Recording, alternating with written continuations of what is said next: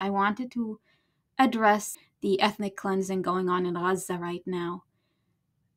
I think it's no secret that the mainstream media is not a reliable source of information, and yet, frustratingly, sometimes it can feel like it's all we have to turn to.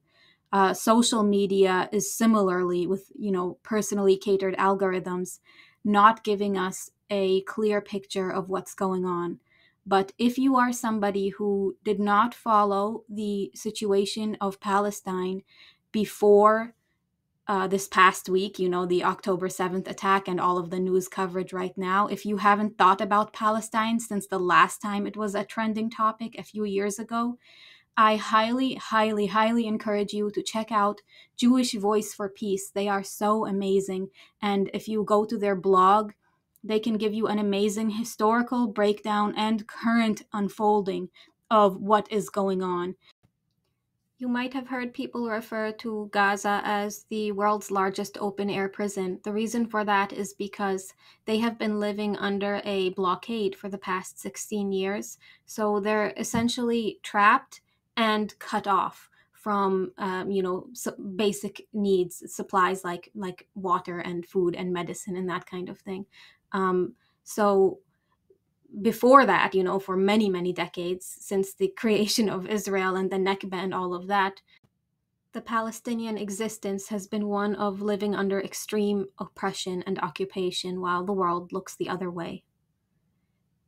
Most Palestinians are refugees, and you might have heard human rights organizations, internationally condemn Israel as an apartheid state because of the second-class citizen status of Palestinians living within Israel and the extreme, extreme oppression of the Palestinians who are living in what's left of Palestine. Look at a map of Israel and Palestine for 2 seconds and think about what it would take for a map to look like that. So now we have open calls from the Israeli government for genocide. Not just calls, they're doing it. They're hundreds of thousands of people have become homeless overnight, told by the Israeli government to leave, yet having nowhere to go. And while they are trying to exit, they are being bombed.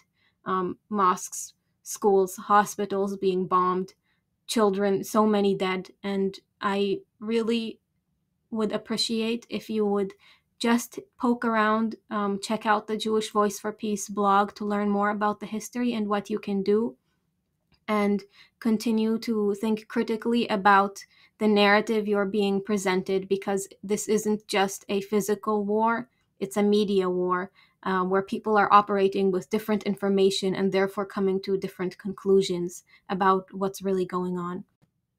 I could speak about this conflict all day. When Muslims do speak out, they often end up getting called anti-Semitic terrorists, which is why it's so wonderful to have Jewish Voice for Peace to turn to as an ally in this difficult time, while we are still seeing people get away with the narrative that this is somehow a mutual conflict of two equal powers. Palestine is completely powerless. They've been living under extreme occupation.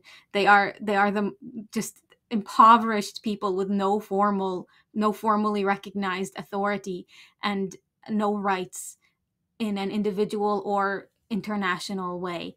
And Israel has one of the most powerful militaries in the world. It's extremely well funded. It's supported by the United States. And the ability of the media to muddle the truth is impressive and frightening.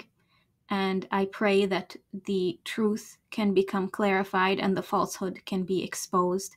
And I pray that every vulnerable life finds peace and ease, internal and external peace and ease. You'll also hear people misrepresent the conflict as being about religion. It's not about religion.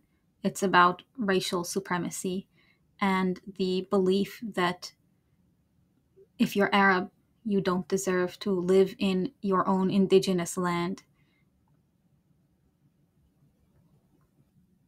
If this were about religion, it never would have happened, because Judaism is beautiful and the Torah has the same line as the Quran about how If you kill one life, it's as though you have killed the entirety of mankind. And if you save one life, it is as though you have saved the entirety of mankind.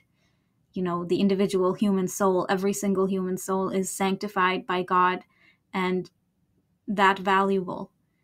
And I think that's very important to remember at a time like this. At a time when it seems like people are being robbed of their lives and their dignity and being silenced all the while.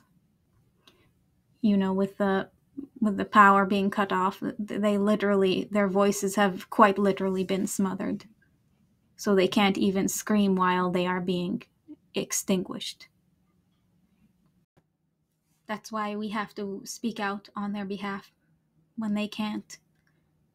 When their battle is one of physical survival, and here we are in the media war. I have so many Palestinian friends and Jewish friends, and I am so grateful to all of them for seeing what's going on and labeling the oppression for what it is, giving voice to it. And I thank you very much for listening.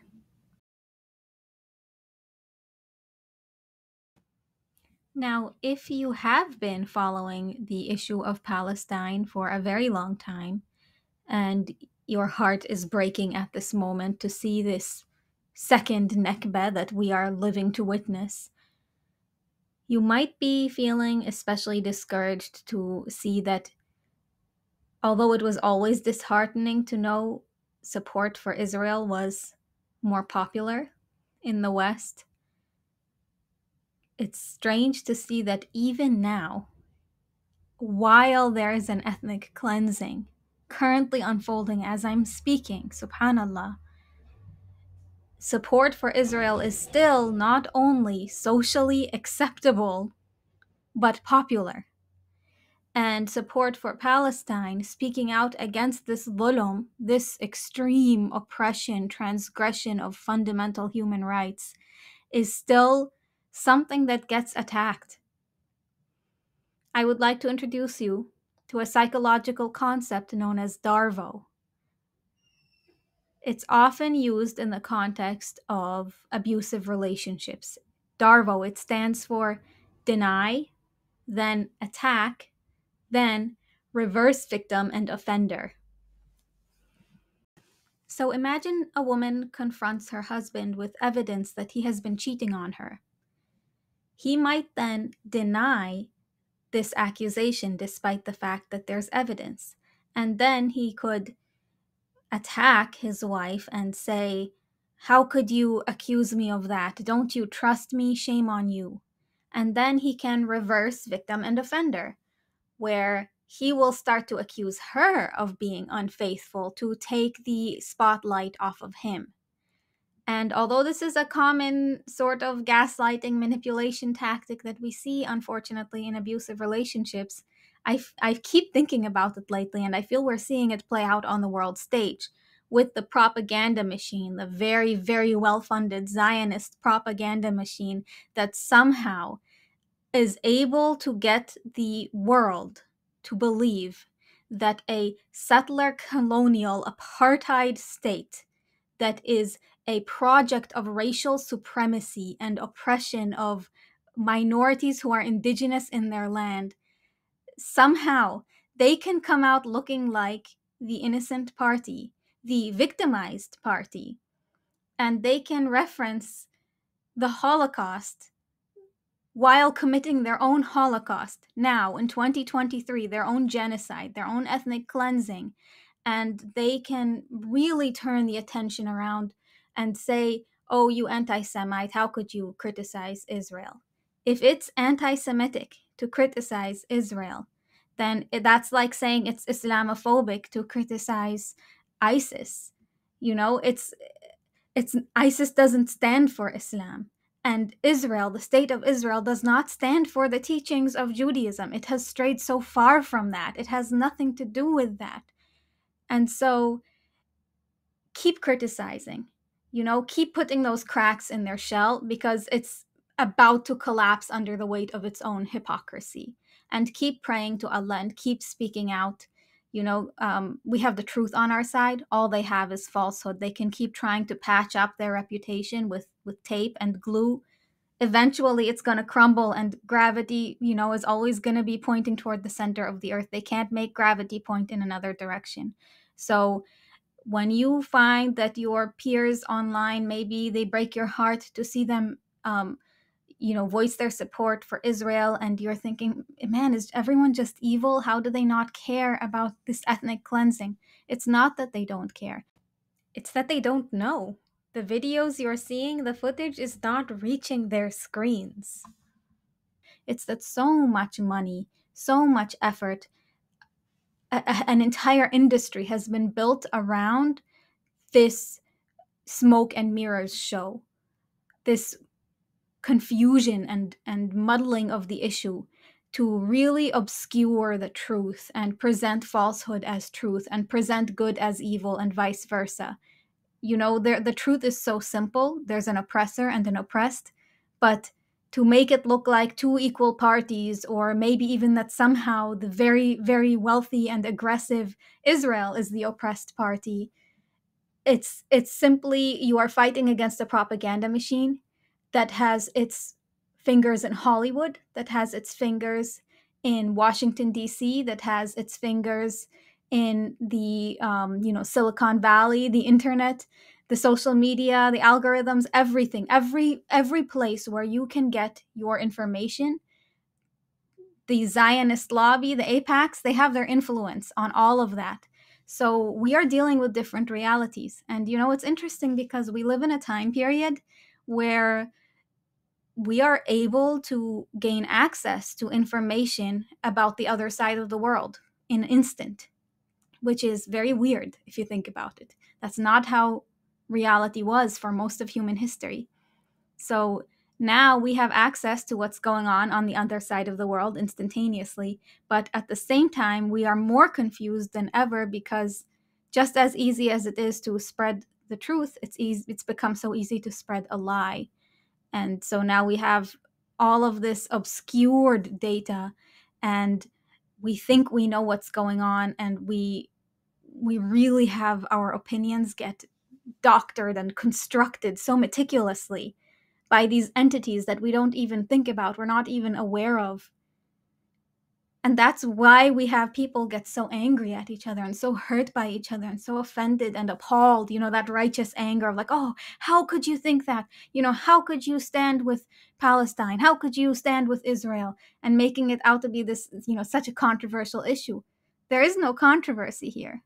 The controversy is the truth. The debate is in what reality is, not what the opinion should be. So what I mean by that is, we're not arguing about what the right thing to do is so much as what is even happening. That's the only explanation, honestly, for how it can be possible for the United States to send military aid to a super powerful nation that is currently committing ethnic cleansing. War crimes doesn't even seem to be a strong enough term to describe what they are doing. And if you're American, your tax dollars are going to fund aiding this oppressor. Imagine if the world had said during the apartheid in South Africa that they stand with the white people's oppression of the black people. Imagine if everyone said that, how ridiculous that would be. Or that they stand with white people's right to defend themselves against the unruly uprising of the black Africans in their own homeland. So stay vigilant about how pro-Israeli think tanks twist the narrative in their favor. Like using the term self-defense to describe the mass murders that they are committing. It's so ridiculous. It's beyond comprehension, and we shouldn't let it slide. We shouldn't accept that twisting. We should challenge them on their use of language to obscure the picture. We should challenge their picture itself that they present. Often their tactics are to back Palestinian supporters into a corner and put them on the defensive. You should never find yourself on the defensive. because what they're doing is indefensible. And so anytime they try to, turn the attention around on you, use DARVO on you, you should call it out. You should let them know this is not going to slide. You can't get away with saying these things with a straight face. No one's going to take you seriously anymore. There's too much evidence against you. It's too obvious, and you've gotten too bold. If they say, "Do you support Hamas?" If they say, "Are you an anti-Semite?" If they use any other tactic to try to intimidate you into being silenced, don't even dignify those questions with a response. Don't try to defend yourself, because you are not the one on trial. Israel is on trial. Israel is committing war crimes. So don't take the bait. Don't fall for it. Keep bringing the conversation back to their war crimes, literal genocide that they are currently committing. Do not let them change the subject away from that and try to point out things in you and try to intimidate you and try to make up lies about you and hypothesize and twist the situation into such a way that could be viewed in their advantage when the truth is just right there in front of them. The conversation should only be about their oppression of the Palestinian people. Any other question is super irrelevant right now. Any other debate that they can try to bait you into where you're like, "Oh no, I'm not an anti-Semite. Here's all the evidence why I'm not," and whatever. Don't even get sucked into all of that. It's so distracting and so dishonest. Israel, we are holding you accountable. It's your time to answer for your sins. Don't stop praying. Don't stop speaking out, going to rallies, telling Congress there must be a ceasefire. We need to make supporting Israel the most unpopular issue in human history. There should not be anyone supporting Israel. It should be more socially unacceptable to support Israel than it is to say every slur in the world. This should not be a controversy. There is only a controversy because people don't have the right information. People want to do the right thing, as evidenced by their passion and their anger about this. It's just misdirected because they don't have the facts. So let's keep steam, inshallah. And while our Palestinian brothers and sisters are fighting for their lives and the right to exist, here we are. We should keep using our privilege and our blessings to join them in that fight with our words to help however we can, inshallah ya Rab.